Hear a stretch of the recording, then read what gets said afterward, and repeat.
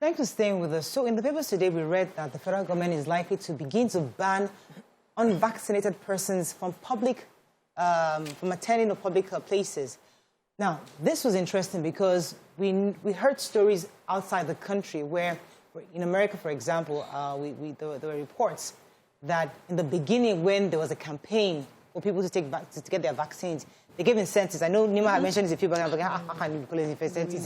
Interestingly, the government at the time offered citizens, American citizens, incentives. They'll give you free bus passes, they'll give you free movie outs, they'll give you free dinner to restaurants or something, just to go and get vaccinated. They are begging you, they are pleading every corner. For your own sake. For your safety, they are begging you. After they did that for a while, I guess now, according to what he was telling me, there's some companies that are saying by October 1st, if you don't have it, you're fired.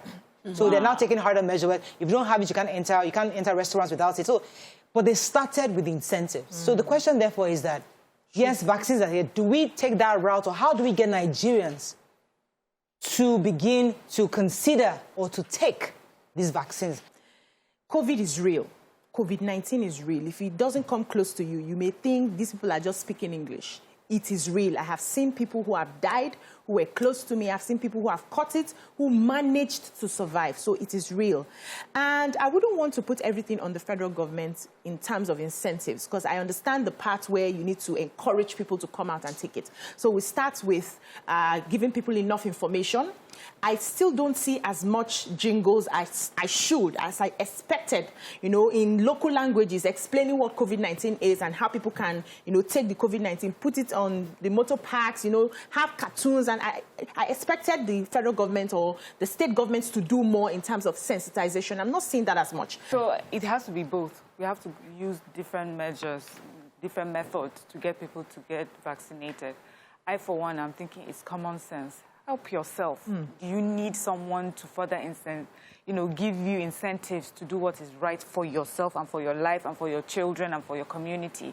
But then if you still do not have that understanding and you do, I think it is important. I really love the idea where you say that the reps should now go to their constituency. We always say about government being grassroots first, and we need to be creative. It's important, that hammer is easy to just raise and bang on everything. That's the easiest and actually also the laziest way to go. We need to have tried many ways. I also do not think that we're having enough of the awareness out there. It has to be on every bus you're talking. The jingles should be so catchy that it will be something that we're all singing unconsciously. You know how it happens? There are particular jingles you have forever in your mind. And this is Nigeria. If we now start putting budget aside for incentives, they will now say, well, the money that was supposed to go to this, we'll be hearing 20 billion naira. Please, we can't afford that. Everyone should actually get the vaccine. I have a close relative that I was so afraid we were going to lose. But thank God, it turned around. And it helped because that person got the vaccine. Because if the person didn't get the vaccine, honestly, the story would have been different. Incentives don't have to be monetary. There could be several other incentives. But I disagree totally on this punitive measure, on this, banning people from using public facilities when we only have about less than 10 million vaccines in the country.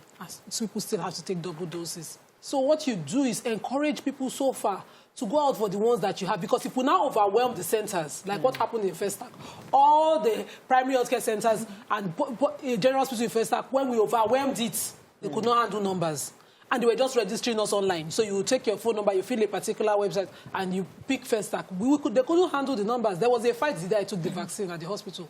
People were shaking gates. We do want to get to that point in every, because when we cause a panic, that's what you get. People will now start to say, I can't go to work, I can't do, and then we don't have up to the numbers, and we're already fighting for what is so scarce. We just get these ideas and we just start without even thinking it through. Because you're saying that we talk about, these countries that we talk about, they have it in abundance. They are producing. We are waiting for the dash show.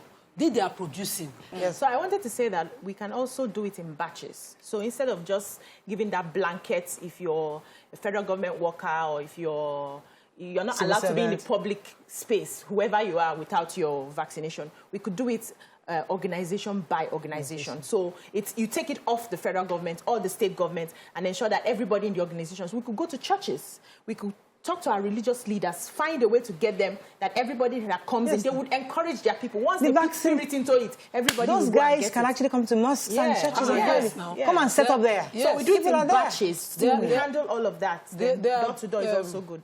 There are facilities within the control of government that can also work. Imagine I get on the BRT, instead of being on the queue, because I have my vaccine card, You I just jump go in. in. Yep. Yeah. We go shoot vaccine. Yes. We should know our people the way they think and work. When you know a person's problem and you have the solution, you can have a talk with the person. If somebody that is looking for food, you say the person should go and queue a food day, and the person does daily work. I went to the vaccine. They say it never reached me. They say I should register. Not make money the person today. cannot even speak English, because that day we took phones from some older women To help and them. we were helping them do the registration. So, do you know these people at all? Did you put them through? Why does it have to even include registration on the phone when they use a those kind of phone? Touch me, I touch you. They are not doing anything to make Nigerians take this vaccine. Like me, I'm 65-year-old woman. I tell my children, go and take, it's very necessary. I don't know where to go. I don't know how to use phone to register or what. You can go to the market and see women with telephone that they use rope to tie. How do they register on what rubbish? Exactly. Yeah? We are ready to take the vaccine. Tell them to make it available.